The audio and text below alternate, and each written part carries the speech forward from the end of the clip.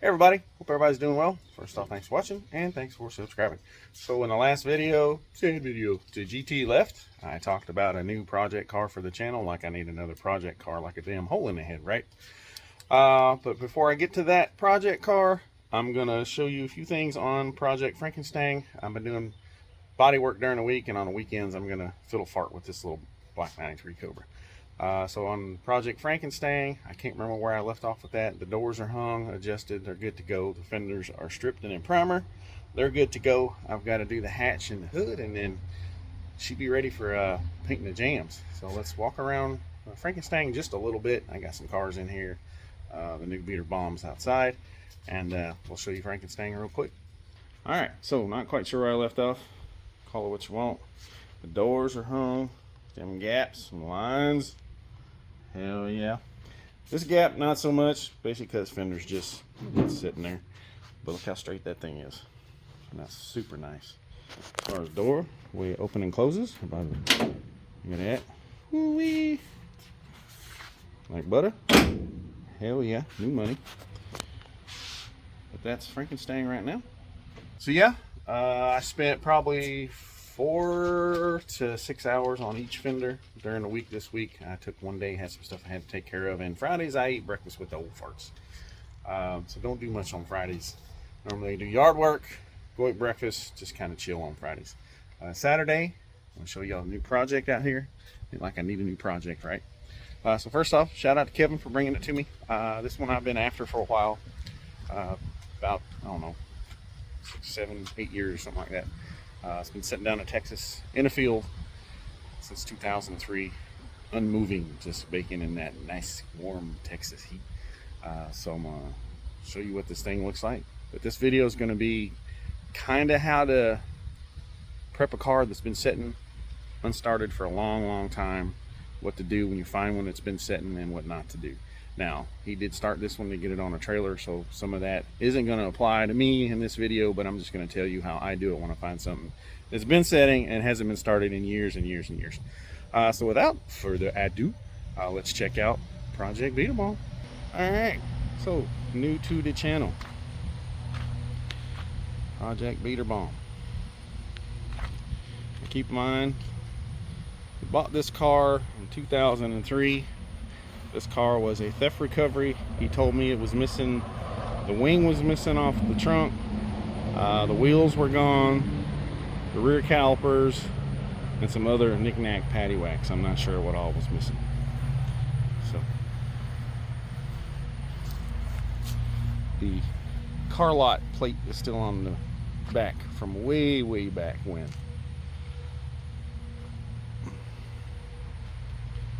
As you can see, it's original paint, what's left of it. Quarter windows is smoked. The paint's pretty much smoked. Look at that Goodyear Gatorback. Now that's a shame because that's a brand new tire. I think we need some miles left out of that one. Look at the tread on that bad daddy. Yeah, that one's still speed rated for sure.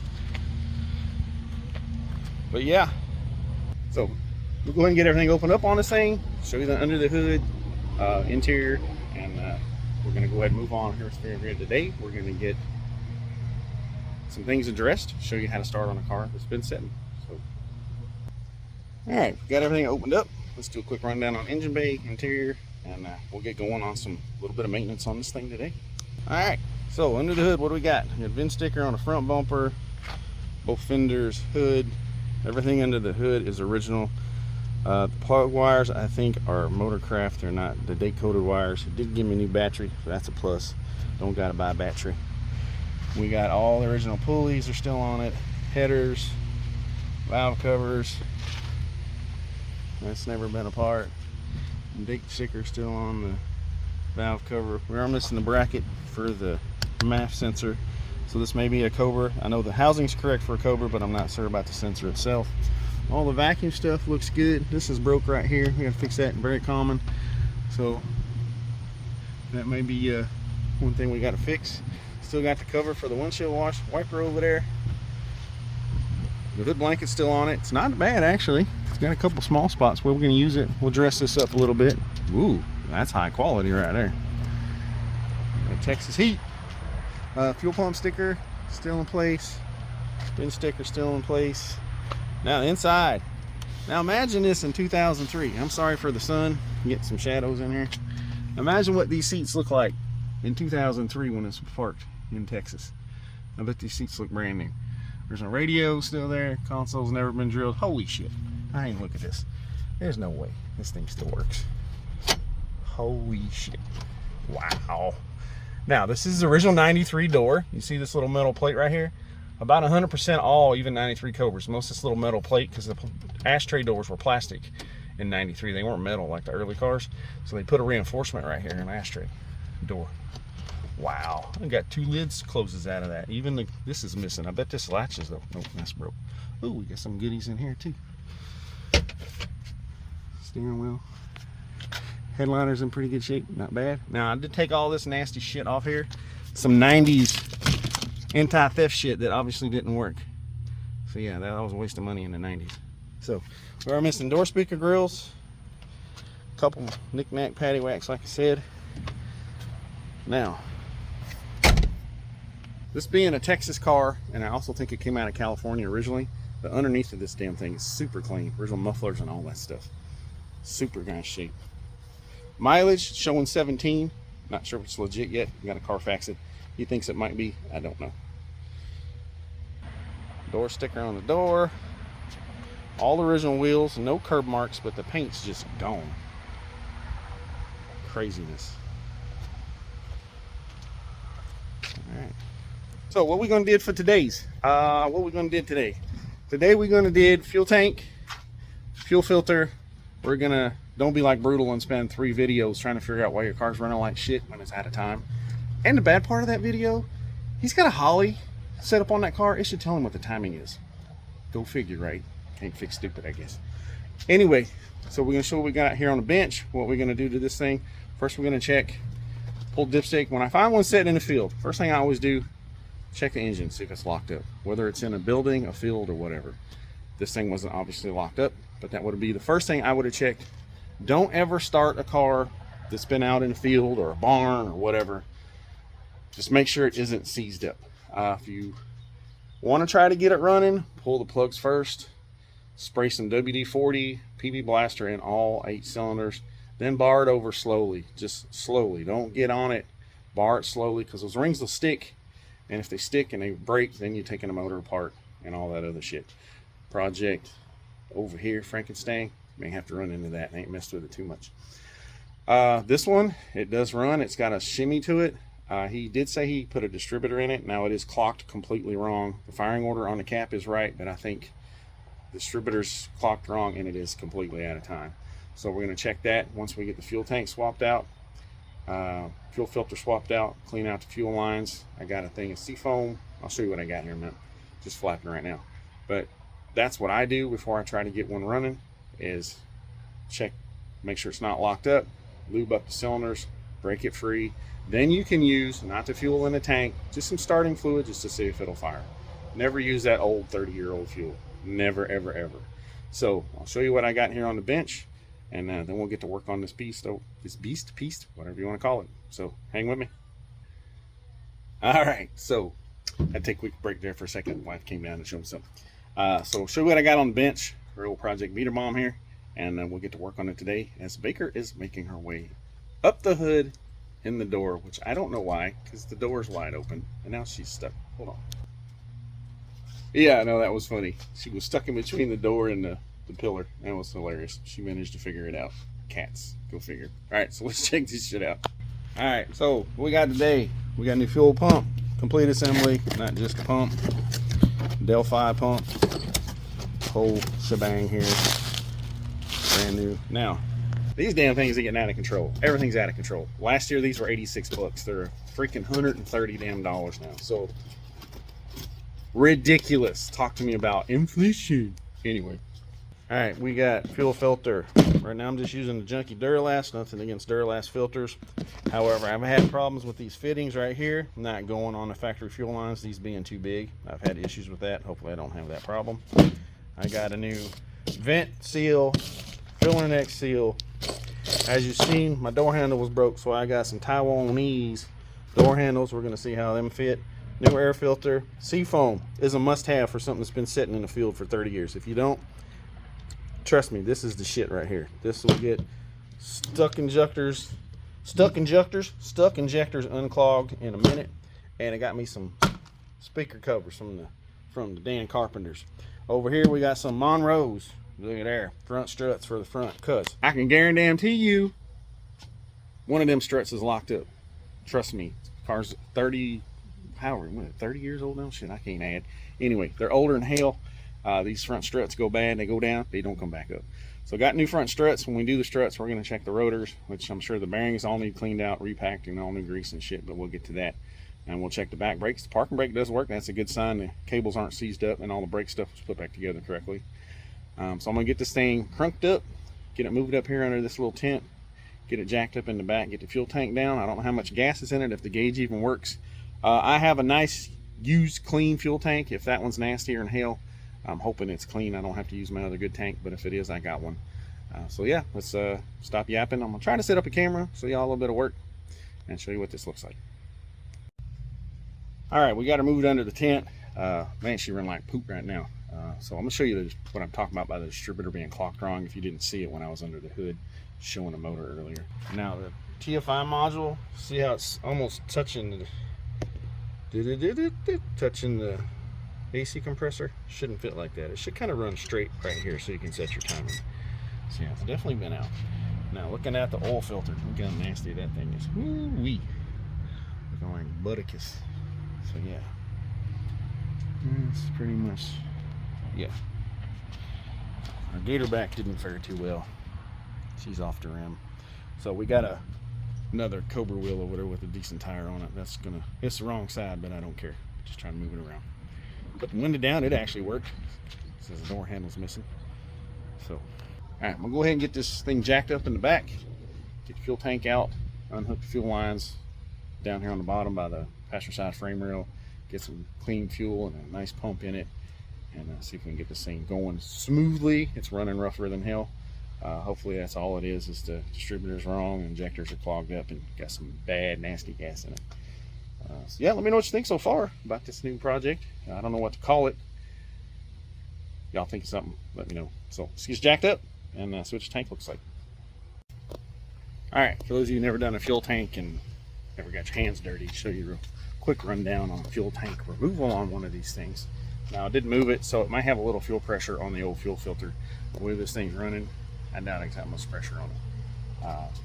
But show you real quick, I'll take one of these out. So first you're just going to put it on jack so you get her all jacked up here. I apologize, I got neighbors doing yard work today. Let's see. Oh, get under this turd. Now, factory tanks have a little screw right here. There's a bracket that goes to the filler neck, and you have 2 half-inch bolts. There's one there and one there. Now, we're sitting 30 years. The original mufflers and H-pipes and floor pans on this thing are clean as hell. Now, you get a little surface rust on the bottom of the rear end. The top floor pans are super nice. We got plenty of cobwebs and spideys and all that other stuff. Fuel filter is right here. Basically loosen up this 5/16 right here, hose clamp or fuel clamp, what do you want to call it, and then you've got a fitting here, a clip here, and a clip over here. It's got to come out for the fuel filter. But look how clean this thing is, y'all. I mean, yeah, it's dirty, but just everything's original on the car. Nothing's ever been down, taken off. Looks like we'll have to put some new correct 93 Cobra brake lines on the BH. It's got a set of SN lines on it. This side might be real 93 Cobra, I don't know. Nope, it's got an SN hose on it too. Sorry, I'm underneath here, kind of awkward angle. So I'll get this tank dropped down, undo this little bracket. Always support the center of the fuel tank with the jack until you get to find out how much gas is in it. And I always have a 5 gallon bucket on hand, which I have one over there. I don't think this got much fuel in it at all. Hopefully it don't. So we'll see. So get these bolts loose, impact gun, and these clips out of these fuel lines and this bracket off, and we'll get this tank dropped. All right, so I'm gonna show you all 3 little tips. Number 1, put a hat on so you don't cut your head on the tailpipe. Ow. Number 2, on fuel filter, when you take the lines off from the chassis from the fuel filter, leave the filter in the car. Your new filter is going to come with little rubber caps on the filter itself to keep debris out of that new filter. Take 1 line off at a time on the old filter, and then put those caps on the end of the filter so the gas doesn't come out of that filter and get your face. So there's my old filter, the rubber caps. As you can see, I don't have a ton of fuel. I had a little bit right there, but that was it. And that's tip number 2. Tip number 3, the plug off the chassis to the tank. Normally on one side, I'll pry that tab up a little bit, run a zip tie through it, and then you can use your finger on the other side just to unplug it. Show what I'm talking about. So right here, put a little zip tie, pry up right here with a screwdriver on this tab, run a zip tie through that, and then on the other side, you can use your finger to push this one up like that, and then just pull it out. It's not quite that easy. I did cheat a little bit, but it keeps you from breaking these little tabs on your wiring plug right here when you're not in a hurry. Because Lord knows I broke a ton of them tabs, and I'm sure everybody that's watching this video that's done fuel tanks has done the same thing. That's a little trick I learned over the years. Keep from breaking those tabs. I know they might make a tool for that, but excuse me, if you don't want to spend money on a tool, that's one cheating thing. I did cut my head a little bit. It's not too bad. So the tank is down. Gonna drop down. I don't think there's hardly any fuel in it because it didn't fall from the car when I took the straps off. I had to basically pry it off the chassis.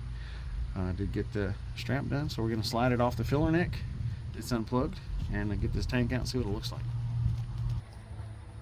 All right, tank is out. It's on the ground. The top's really dirty, but it's not rusty at all on the outside, and the inside actually looks really nice. Now, I won't know until I get the fuel pump out and I can get down there and look. It appears to have maybe 2 or 3 gallons of fuel in it, maybe, so it's not bad at all.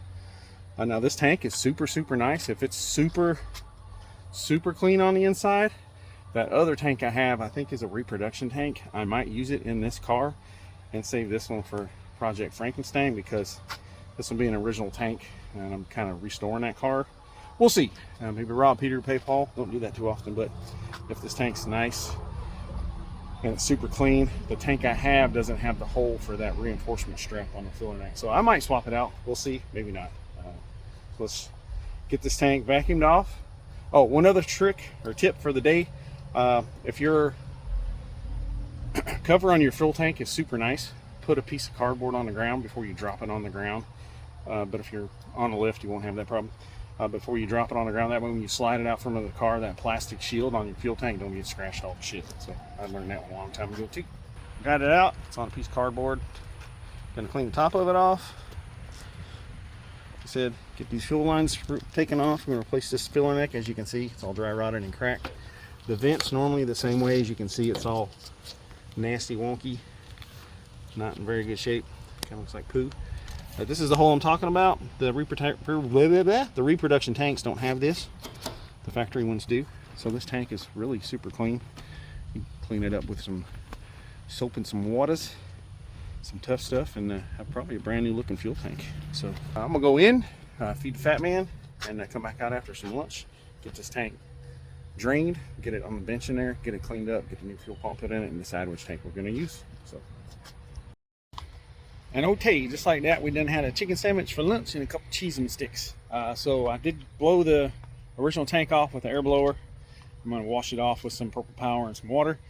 I got this other tank I have. It is surely looks like a brand new repo tank. I thought it was. I was told it was original, but I'll show you a few things that point out that it's more than likely a reproduction. It is a very nice reproduction tank though. All right, so this is the original tank. You see it's got all the nice foam pads and they're still in really good shape. Really, really nice. Now this is a reproduction tank, I think, because this is the hole I was talking about for the bracket, for the filler neck.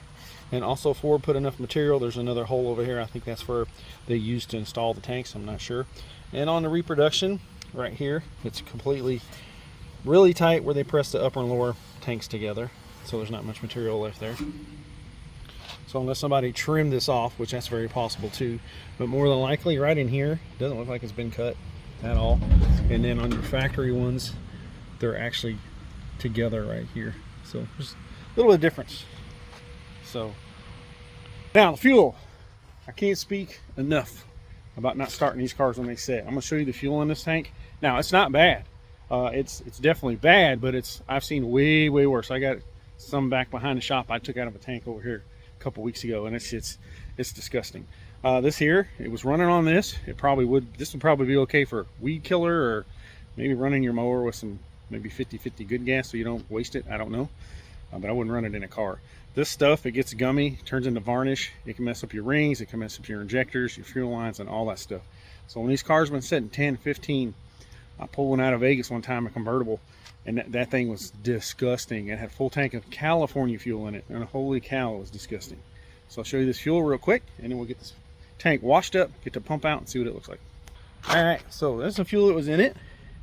Nice and nasty. Now, keep in mind, the other day I put about maybe a gallon of clean fuel in it, so might have had a little help. So yeah, that's what it looked like.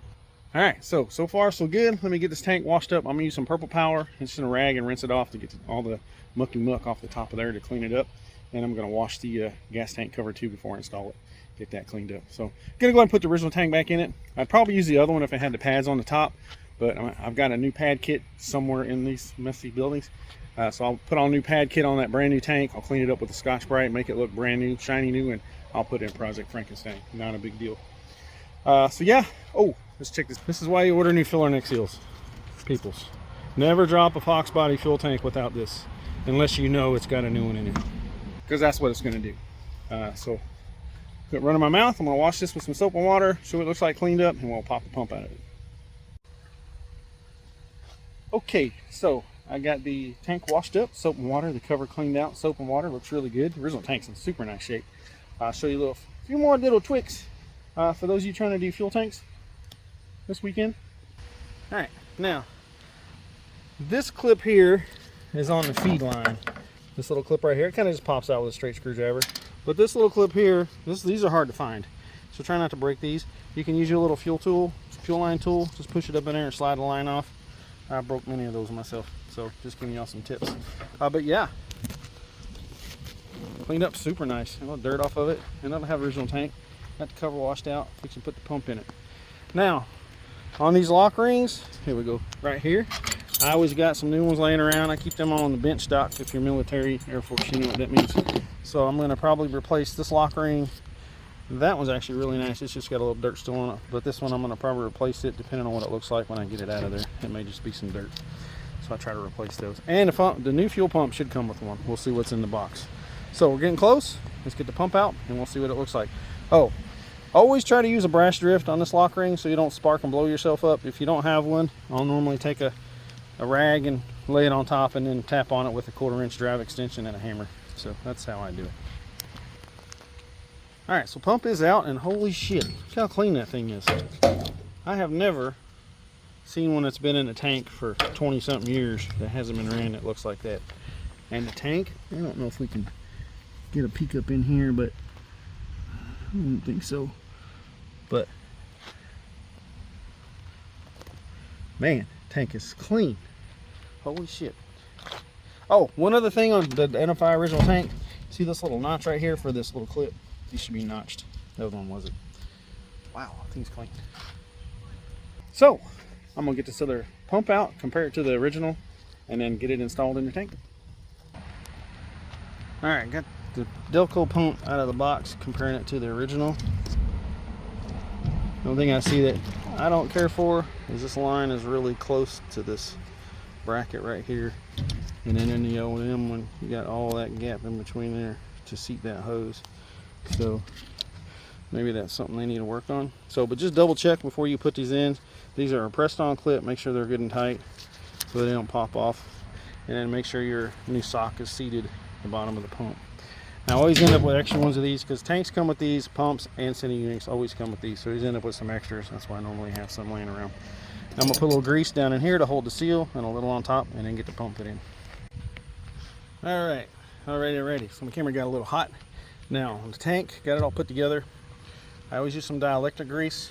This over here, I put a little bit on the seal when I try to put that in because it's going to be tight when you put that in on the filler neck. Little dielectric grease on the terminals and some on the bottom of the plug, just to keep it from rusting. So yeah. Now there's duct tape that holds the cover to the tank. I normally use my good old Gorilla Tape right there. I'll tape the tank cover. The duct tape comes over here. Now keep in mind, it's going to go over top or underneath the vent, but yet it goes over top the 2 fuel lines and underneath it. And then over here, the duct tape runs here down to the cover. That way the cover stays on the tank when you put it in. So let's get this duct tape and get this bad boy and put it in. All right, so before I put the tank in, I went in and cleaned up underneath the car. Let's check it out a little bit where the fuel tank sits. Ooh. It looks pretty good.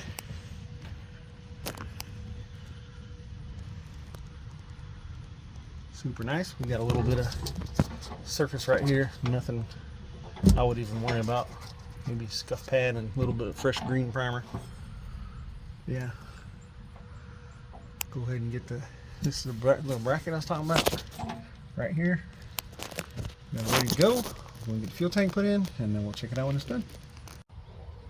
Alright, so the tank is installed. Alright, so the tank is in. I unhooked the fuel lines underneath the car on the passenger fuel line. Now, I'll show you the bottle of fuel that came out of this fuel line. Ooh, it's nasty as hell. Unhook both the feed line and the return from the 2 lines that go off the fuel rail down underneath the car. Cycle the key on the feed line until you get clean fuel out of the feed line. Plug it back in, cycle it again till it comes out of the return line going back to the tank, and then plug it back in. You can also leave the return line loose at the back of the car so you get all that nasty fuel out of the return line. However, most of the times the car's set, there's really not that much in there. So I'll show you the fuel that came out of that real quick. So this is the nasty fuel that came out of the fuel lines. Looking like hell. So I'm gonna go ahead and start it, see what it runs like. I got clean fuel in it. She's probably still gonna shimmy because I think the timing is way off. Now I did put some seafoam in there. I might let it run for a few seconds and see if maybe we got a stuck injector. Now also I was under it, excuse my big old fatty finger. When I was under it, I noticed that we had some ARP head bolts. So it's had head gaskets. So hopefully there's not an issue with the engine. We have to take motor out or something like that. We'll find out. So let's see what it runs like real quick. All right. So let her cycle a couple of times.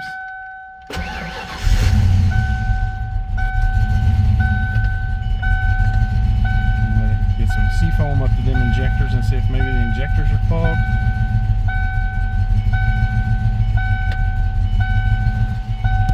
She ain't sounding too healthy.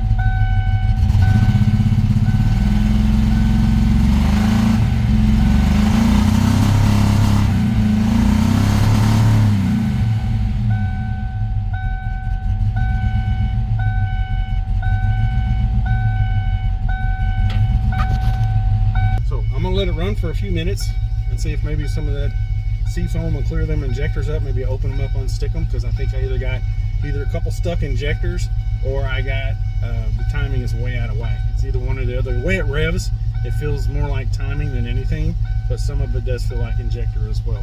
So I'll let it run for a little bit. You don't want to hear it dinging and revving and all this shit. If I can figure it out, we'll pick back up and tell you what we fixed.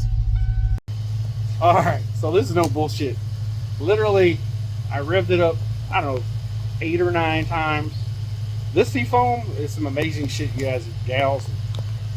If you got stuck injectors or you got something skipping or missing and you know it's got good compression, check this shit out. Look how smooth this thing's running now. Look at this thing.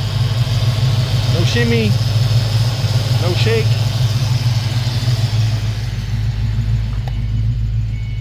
Nice, good, smooth idle.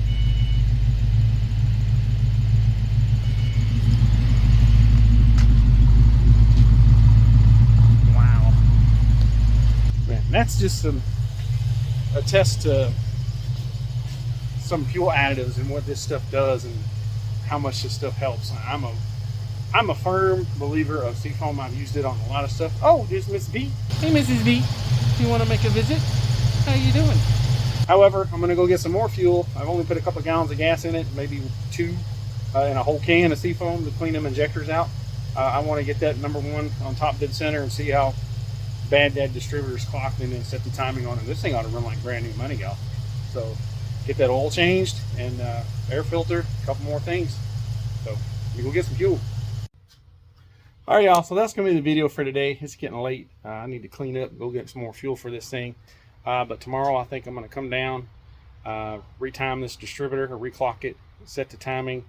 I don't know how good the radiator is or the thermostat. I know the oil's garbage, so I need to change the oil. I got it up to pretty good temp now. So tomorrow for tonight I'm going to oil and filter, and then tomorrow I'll change the oil on it, change the air filter, which I should have done before I started it. I totally forgot. But yeah, so I'll get that part done tomorrow. But today we're going to call it a video. I might add more to this video tomorrow. We'll see how that goes. It's starting to get a little windy out. I got my little pup tent over there, so I got to get that down. So thanks for watching. Thanks for subscribing. If I do more on this, I'll just make another video on the distributor, reclocking that and setting base timing and all that stuff, and just make another video. This was basically fuel tank. Let's get it running, tell you what to do when you find a car that's been sitting for a long time. I'll add some more to that tomorrow on the next video, whenever that is. So yeah, let me know what you think of the project.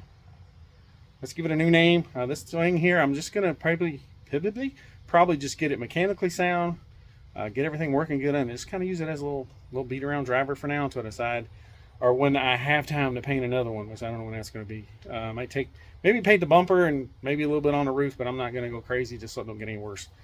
So yeah, let me know what you think about this video, this project. Thanks for watching. Thanks for subscribing. If you haven't subscribed, please do so. If you have any questions or comments, you can hit me up below or foxjunk7@gmail.com. I can't say enough about this seafoam shit. If you got a clogged injector, it will fix it. I'm telling you, it is the shit. It works awesome.